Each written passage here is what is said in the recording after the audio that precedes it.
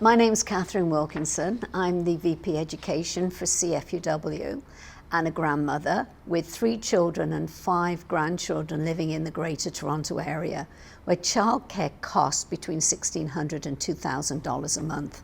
One of the problems is with infant care, many centres don't actually want to take infants because they have to have a much higher staff ratio for the little ones.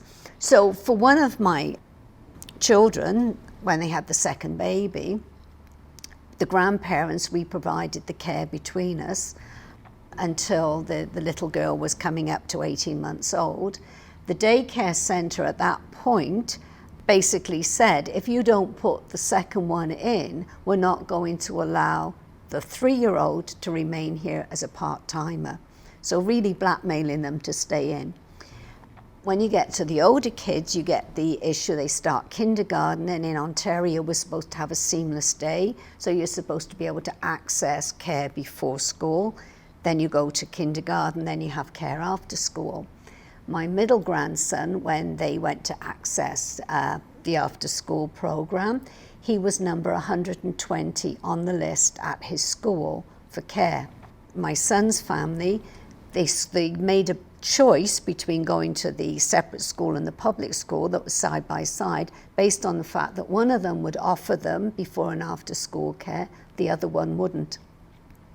So really what we need is flexibility, because all families are different and all families have different needs, and so the care has to be flexible.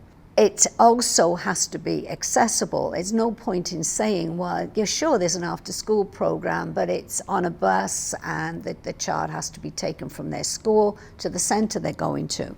It also needs to be flexible on hours. So if a childcare centre is within a school, what happens if you have a school holiday? Some of them remain open, some of them don't. CFUW has been advocating for childcare since the 1960s. It's been a national initiative for us forever. We seem to get so close and then it doesn't really happen. Something comes in the way, there's an election, there's a new government. But really at this point, we need a national childcare policy. We're way behind what is recommended as the amount that a country should spend as a percentage of its GDP on childcare.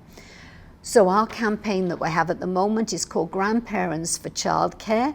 Many of us are grandparents in CFUW. We're seeing what's happening to our own families.